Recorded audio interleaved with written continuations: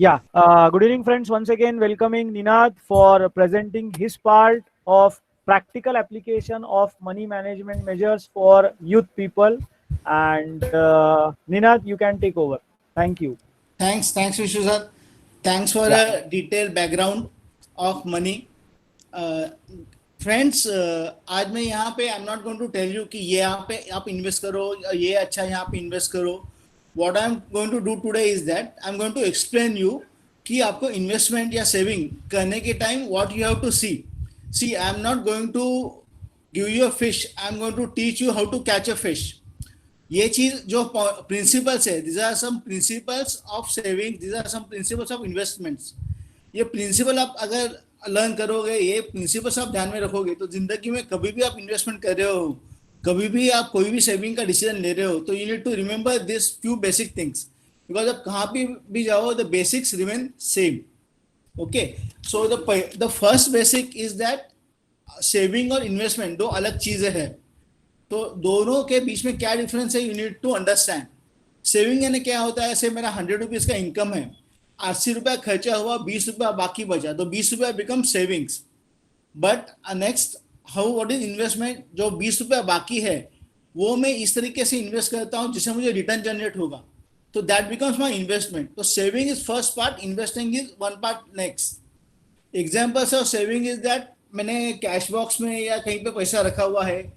Savings में हमेशा ये रहता है कि रिटर्न कम रहता है बिकॉज रिस्क भी कम रहती है.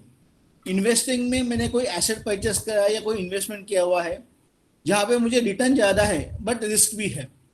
So understand one thing, we need to do investments, not only saving. Saving के बाद इन्वेस्टमेंट आता है, but the first thing is investment. Okay, this is ये बेसिक डिफरेंस है.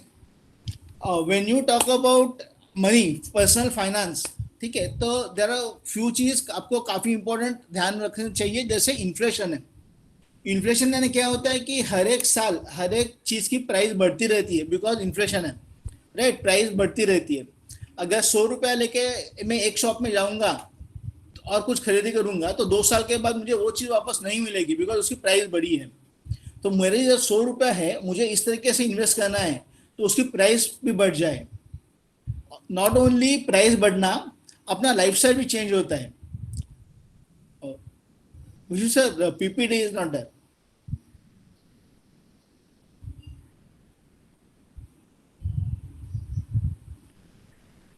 ओके, जैसे हम देख रहे हैं स्क्रीन के ऊपर, एक जमाना था जहां पे हमें बाटा का शूट चलता था, तो it was coming to 400-500 rupees. अभी रेड टेप लगता है, हश पपीज लगता है, 3310 नोकिया का मोबाइल हुआ करता था, अभी आईफोन लगता है. अभी when you talk about watch तो स्मार्टफोन लगता है. अभी बाइक कोई लेता नहीं, हर एक को एटलीस्ट कार तो चाहिए.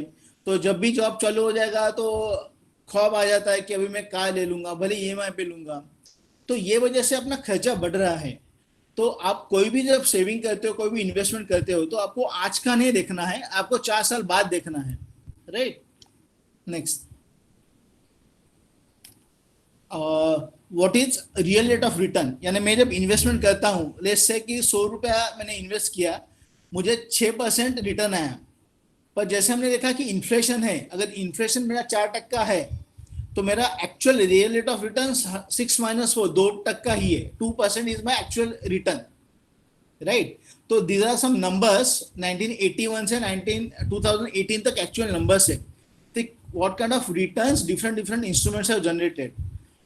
इन्फ्लेशन ये सब पीरियड का 6% है. गोल्ड का my return is 8.2% actual returns. तो अगर इन्फ्लेशन माइनस करूंगा तो एक्चुअली मेरे गोल्ड का रिटर्न इज ओनली 2.1%. सिल्वर का my actual return is only 1%. Bank deposit का my actual return is only 2.7%. Company deposit is only 3.6%. वैसे सेंसेक्स का जो मार्केट है, शेयर मार्केट, उसका हमारा actual return is 8.9%, which is very very high, right. Will come into details, but understand the principle. जब भी आपको इन्वेस्टमेंट कर रहे हो तो आपको यह सोचना है कि मेरा एक्चुअल रिटर्न कितना है, राइट. नेक्स्ट, जब भी आप कोई इन्वेस्टमेंट करोगे तो आपको पावर ऑफ कंपाउंडिंग का पावर मालूम होना चाहिए. Power of compounding is known as the 8th wonder of the world. अभी आपके स्क्रीन पे है Maruti car is equal to Mercedes. आप सोचो ये क्या पागलपन है, राइट. दोनों कार की कंपेयर हो ही नहीं सकती. पर इसका हिस्ट्री ऐसी है कि अगर आपने मारुति कार लेने के बदले मारुति कार बाय करने के लिए जितना पैसा लगता है उतने पैसे का मारुति कंपनी का शेयर लिया होता तो 6 साल में आप मर्सिडीज गाड़ी कैश देके ले सकते थे. This is power of compounding. देखो अपने महाराष्ट्रियन मराठी पीपल महाराष्ट्र में क्या कहते हैं कि अपने इंडियन में क्या कहते हैं कि गरीब हमेशा गरीब रहता है, अमीर अमीर होता है, राइट? या मनी अट्रैक्ट्स मनी, पैसा पैसा को खींचता है. This is what compounding is. हमने स्कूल में पढ़ा होगा interest, simple interest, compounding interest, right? Let's say an example, 1 lakh रुपए हमने इन्वेस्ट किया हुआ है जिसमें 9% का रिटर्न है. तो सिंपल इंटरेस्ट में क्या होगा, पहले साल 9,000 मिलेगा, दूसरे साल 9,000, तीसरे साल 9,000, ऐसा जाता रहेगा. कंपाउंडिंग में क्या होता है कि 1 लाख के ऊपर 1,09,000 हुआ तो दूसरे साल 1,09,000 पे 9% मिलता है, तीसरे साल 1,18,000 पे 9%, 1,29,000 पे 9%. तो कंपाउंडिंग में you keep on earning higher higher higher as the time goes, right? तो this is a difference between simple interest and compounding interest.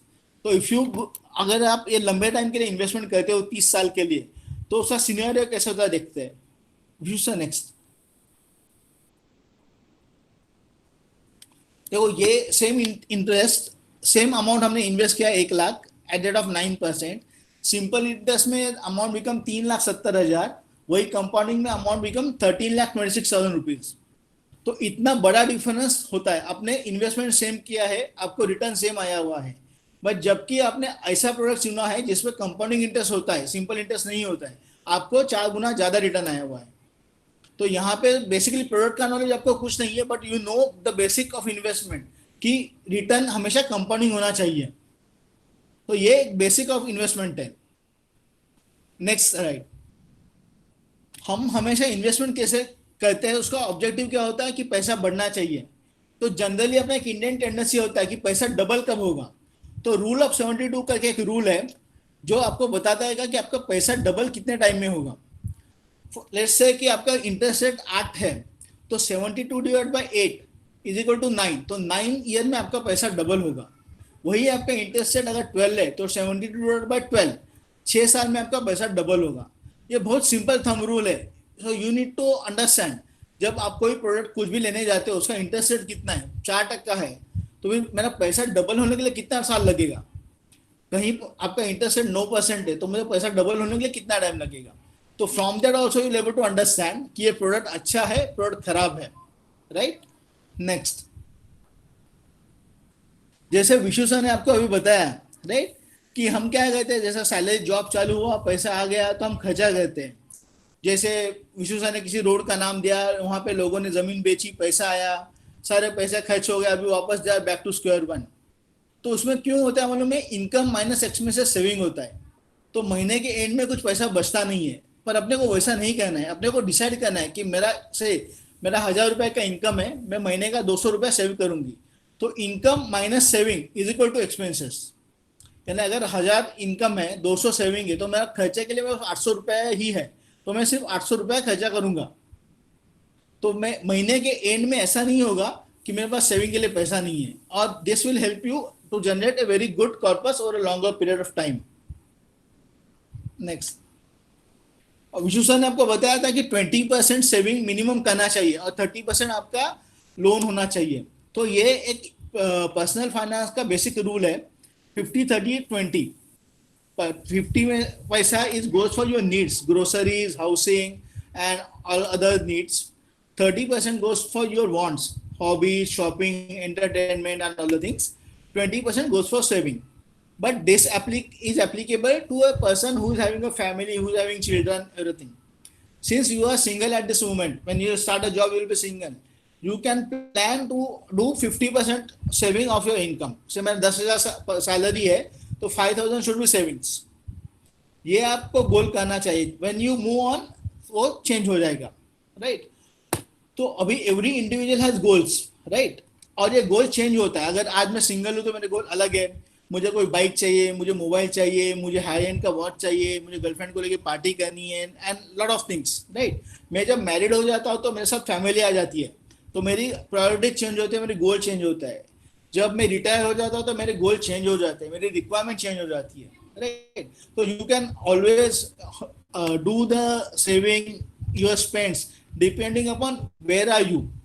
सी आज सिंगल हो आपको बाइक लेनी चाहिए, पर वही बाइक हाई एंड की बाइक लेने की जरूरत है, एक रेगुलर बाइक चलेगी या आपको हाई एंड बाइक चाहिए? तो you need to understand that from finance point of view, right? So this is the way you need to jot down your goals कि मेरे गोल्स क्या है, और गोल के हिसाब से we should do the savings.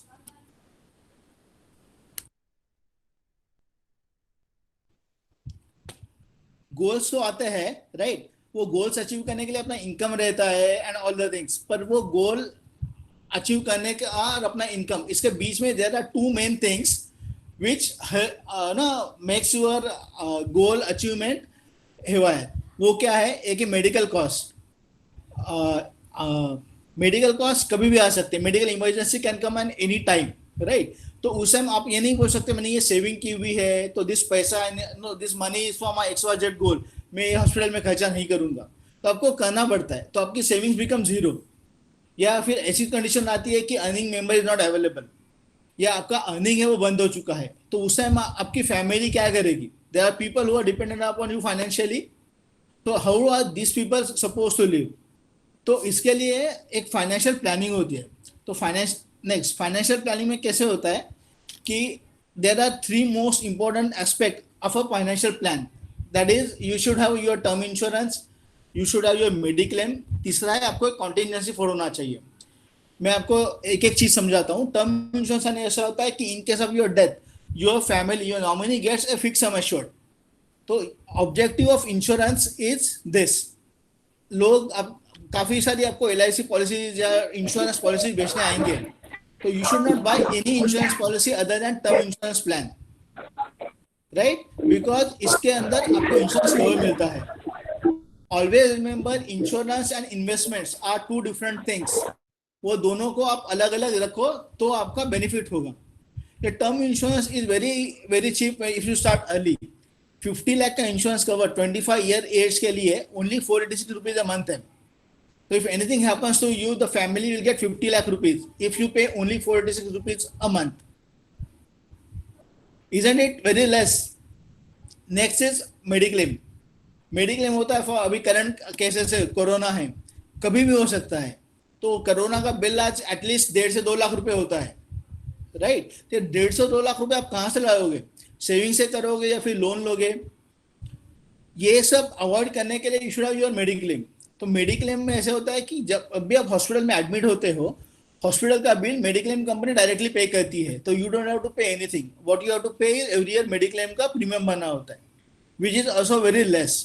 If you go कि 3 लाख का प्रीमियम लेना है साल के लिए, आपको 6,947 रुपीज लगेंगे. This is for 18 to 35 age के लिए.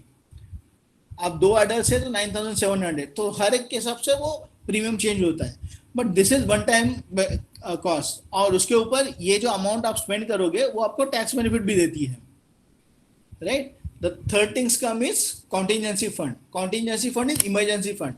देखो अभी ये कंडीशन है कोरोना की, आज हम 2 महीना घर बैठे हैं, हमें मालूम नहीं और कितना टाइम हम घर बैठेंगे, राइट? तो ये सारे पीरियड में आपका EMI जाना चाहिए, आपका घर का खर्चा होना चाहिए, आप जो सेविंग कर रहे हैं, आपका जो पर्सनल खर्चा है वो तो चालू रहेगा. तो how are you suppose to do this expenses, right? तो ये खर्चा करने के लिए you should have a contingency fund. Contingency fund and emergency fund, right, which can be helpful for this kind of periods. So ये period में क्या होगा कि when you do contingency fund, आपने जो सेविंग की है वो सेफ हो जाती है. अभी if you take an example कि अगर 30 ईयर का एज है और मुझे पूरी फाइनेंशियल प्लानिंग करनी है, तो उसकी कॉस्ट मुझे महीने के लिए सिर्फ 1,582 आती है. बट दिस इंश्योर्स कि मेरा इनफ टर्म इंश्योरेंस कवर है और मेरे फैमिली को मेडिक्लेम है, मेरे साथ फैमिली को मेडिक्लेम है. तो this gives a lot of peace and it also saves your money. So whenever you start earning, this is very important slide, whenever you start earning, you always need to remember कि आपका जो work life है वो limited है, वो एक से around 30 years है. उसके बाद में आपका 30 ईयर का रिटायर्ड लाइफ है. तो ये 30 ईयर में आपको इतना अर्न करना है कि नेक्स्ट 30 ईयर तक you will able to survive, right? तो this is a very important principle in to understand. तो आप जितना जल्दी चालू करोगे उतना आपके लिए बेनिफिट है. So the next slide will explain you कि आपको क्यों जल्दी चालू करना है. सर, दो दोस्त थे, रमेश और सुरेश. ठीक है, दोनों जॉब चालू करना 25 के एज से। तो रमेश वॉज वेरी स्मार्ट, उसने क्या किया, 25 के एज से सेविंग करना चालू कर दिया। ठीक है, उसने 10 साल सेविंग किया, 25 to 35, 5,000 रुपीज ए मंथ उसने सेविंग किया 10 साल, और वो पैसा उसने ऐसे ही रखा। 10 साल में उसने 6 लाख सेव किया।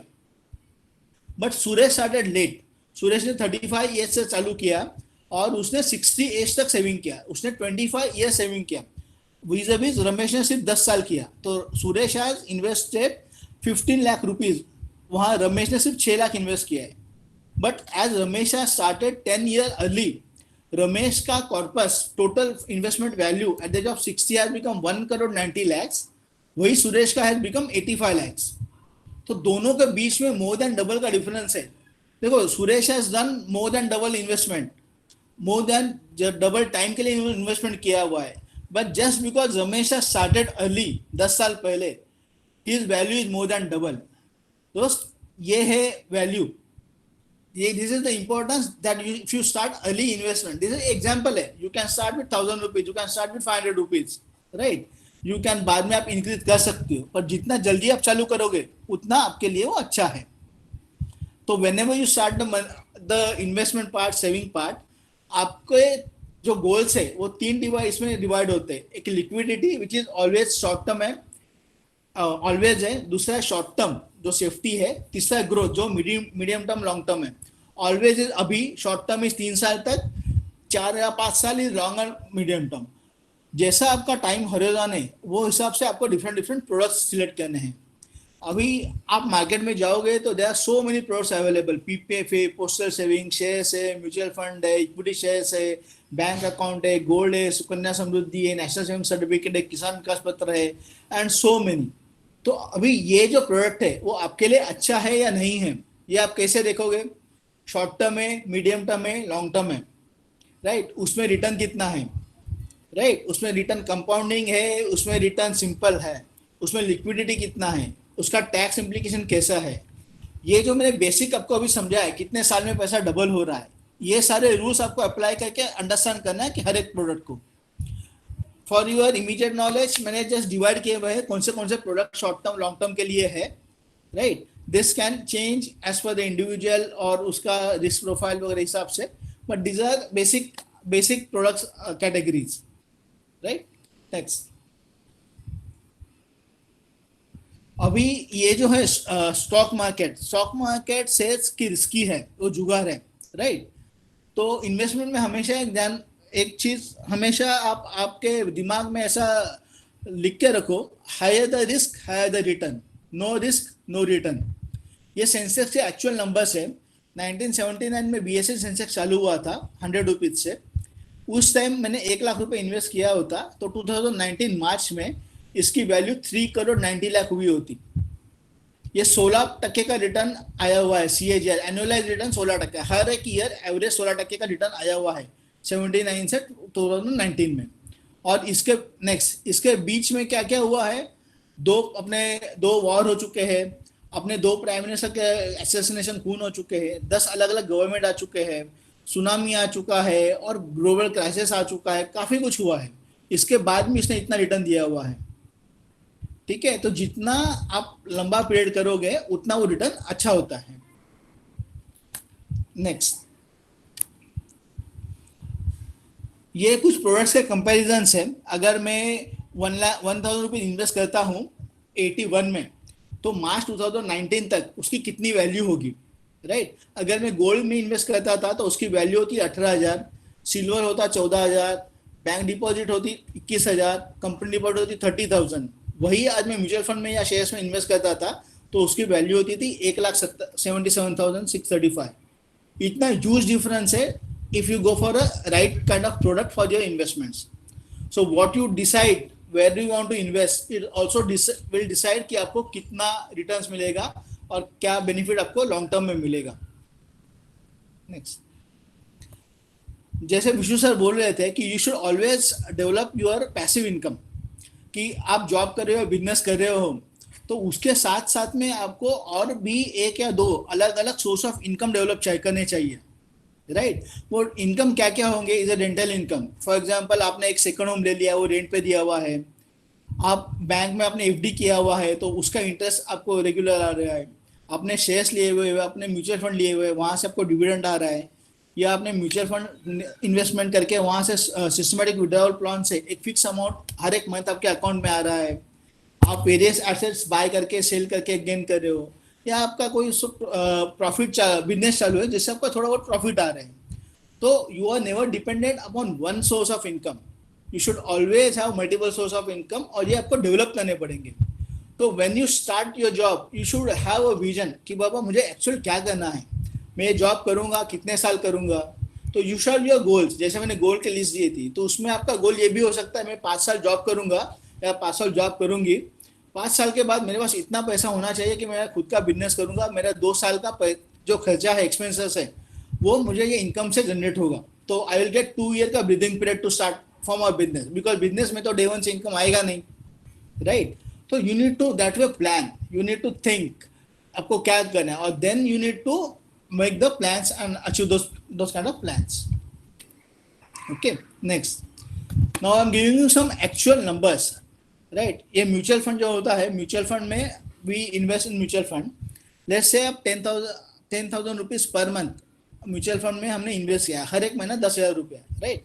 20 ईयर हमने इन्वेस्ट किया तो टोटल इन्वेस्टमेंट हुआ 24 लाख रुपीज। 24 लाख रुपीज की वैल्यू 20 साल के बाद इस निप्पॉन का कोई फंड है उसमें 2 करोड़ 72 लाख से, Franklin 2 crore 63 lakh, 2 crore 18, 2 crore 15, 1 crore 89, 170, 1 crore 60 lakh, 1 crore 35 lakh rupees. These are actual numbers. These are not कि ऐसा हो सकता है, these are actual numbers and everybody can do this. Not that आपको बहुत knowledge चाहिए, not that आपको कुछ करना है, only thing is that you need to be consistent, you need to start early, you need to do long term, that's all, that's what the market asks for you, very simple है, right? So once you start earning you need to ask few questions to yourself, right? The questions are, Vishu sir एक एक करके, are you do you have any financial plan? Okay, Vishu sir, you can move on. Are you saving minimum 20 or 30% of your take home salary, जो आपका income है आप उसमें 20 या 30 तक आप सेव कर रहे हो या नहीं कर रहे हो? नेक्स्ट, आपने कोई इमरजेंसी फंड किया है कि नहीं?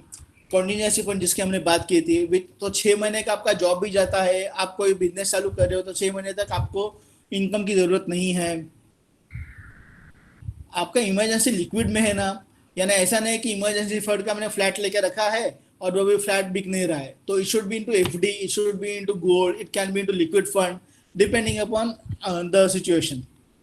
नेक्स्ट, आपका insurance and investment it should be different. Believe me, insurance को आप इन्वेस्टमेंट करोगे तो आपको कभी भी रिटर्न नहीं मिलेगा, B it any damn company. Next, आपका फाइनेंशियल गोल्स है क्या? So this is very important thing, you should have financial goals. Next, when you get married, when you extend your family, so you need to plan for your child's future, child's marriage, education. आपका portfolio balance है कि नहीं? Balance है in the sense, ऐसा नहीं हो सकता है कि जैसे विशु सर ने कहा, you can't put your all eggs in one basket. तो ये जो डिफरेंट प्रोडक्ट्स है, हर एक प्रोडक्ट में आपका थोड़ा थोड़ा इन्वेस्टमेंट होना चाहिए। You should have some money invested into PPF, you should have some money invested into gold, थोड़ा आपका एफडी होना चाहिए, थोड़ा आपका इक्विटी होना चाहिए, थोड़ा स्टॉक है, थोड़ा म्यूचुअल फंड है, प्रॉपर्टी है, तो you have a balance portfolio. आपके पास खुद की life insurance, that is term insurance, और health insurance, that is mediclaim policy है या नहीं है, which is also important. Are you planning for your retirement? Very important question. Retirement के लिए लोग काफी लेट चालू करते हैं, बट हमने जैसे एग्जांपल देखा 2 दोस्तों का, एक ने 5,000 रुपया 10 साल किया है, बट उसको रिटायरमेंट के लिए 1 करोड़ 90 लाख मिलेंगे, तो 1 crore 90 lakh will help him to earn 1.5 lakh rupees per month for his lifetime, जो which will be enough 1.5 lakh, right, from age of 60। और ये सब सारा करते समय you need to also think about tax, कि ये जो मेरा इनकम आएगा कितना टैक्सेबल है, मैं जो सेविंग करूंगा उसमें टैक्स कितना बचेगा। I am sure Vishu sir and the team is there for the taxation purpose, but you also need to think from this point of view, right? So These are our contact numbers. We are always there. Vishu sir है, me, I'm there. So you can get in touch with me if you have any queries, आपको कुछ doubts है, if you need any knowledge specific, if you have any questions, so definitely.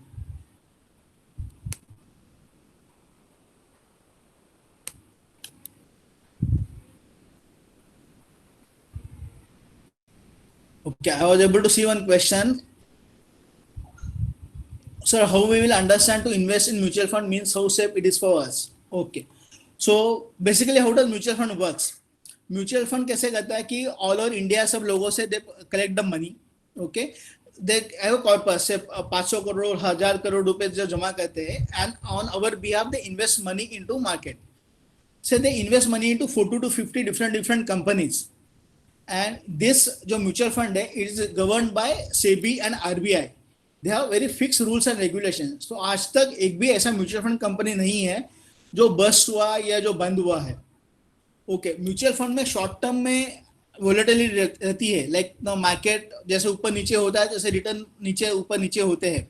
Sometimes वो negative भी होते हैं, but if you are longer horizon 5 साल या 7 साल, तो there is no worry, you can easily invest in mutual funds.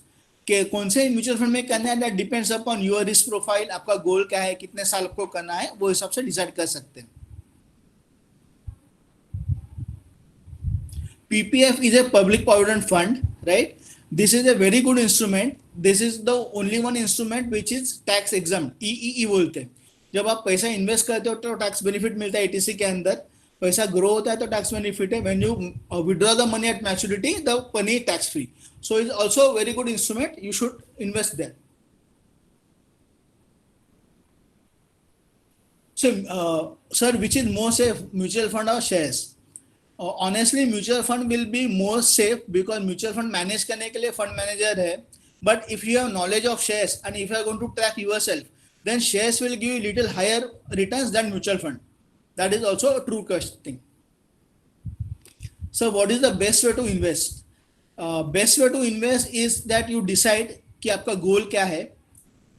Because कैसे होता है ना कि when you go out for travel, आपको मालूम है आपको कहाँ जाना है, आपको विटी जाना है, आपको कर्जत जाना है, तो कल्याण स्टेशन पे आने के बाद आप कोई भी ट्रेन नहीं पकड़ते हो, तो you catch the train accordingly. तो वैसे आपको कहाँ जाना है, आपका गोल क्या है वो डिसाइड करो. टाइम हॉरिजॉन क्या है, वो टाइम हॉरिजॉन के हिसाब से the product will be decided, और प्रोडक्ट के हिसाब से then the instrument will be decided. तो इसके लिए द मोस्ट इंपॉर्टेंट थिंग कि यू डिसाइड आपको क्या करना है. How to start trading in share for the beginners? See, trading करने के लिए you should have basic knowledge of share market, right? You should know the risk also, because trading ऐसी चीज है जहाँ पे more than 99% people do not earn money. जो 1% लोग which earn money a lot, they are the knowledgeable people who knows what they are doing and why they are doing. Trading में हमेशा ऐसा होता है, कोई भी आता है बोलता है कि यार तुम ना आज HDFC बैंक ले लो, वो चला जाता है, हम HDFC बैंक खरीदते हैं, पर बेचने के टाइम वो आता नहीं है, तो वो बेच से निकल जाता है और आप लेके बैठे जाते हो HDFC बैंक. तो if you know somebody who is going to help you through and through, और if you are going to do that study, उसमें फंडामेंटल एनालिसिस है, उसमें टेक्निकल एनालिसिस है, आप दोनों करोगे and then you track it, then you should do it. Otherwise you should avoid as a starter. Sir, how to start investing in mutual fund for beginner? Investing in mutual fund में कैसे, आपको पहले आपकी KYC करनी पड़ती है, know your client. उसके बाद में ideally you should do your goal mapping. आपका फाइनेंशियल प्लानिंग का एक शीट बनाओ कि मुझे किस ऑब्जेक्टिव के लिए इन्वेस्टमेंट करना है, वो हिसाब से you can start the investment. For example, आपको अगर 1 साल इन्वेस्टमेंट करना है तो equity fund are not advisable, तो आपको डेब्ट फंड में जाना चाहिए. आपको 10 साल करना है तो डेब्ट फंड आर नॉट एडवाइजेबल, तो उस टाइम में I can advise multi cap funds, और we can go for large and mid cap fund depending upon the horizon. So how to start network marketing for beginners? Network marketing, sorry वो actually not my topic, but network marketing क्यों करना है? संदीप साहू, मैं तुझे बात से बताता हूँ नेटवर्क मार्केटिंग के बारे में. It's altogether a different topic, not related to this particular webinar.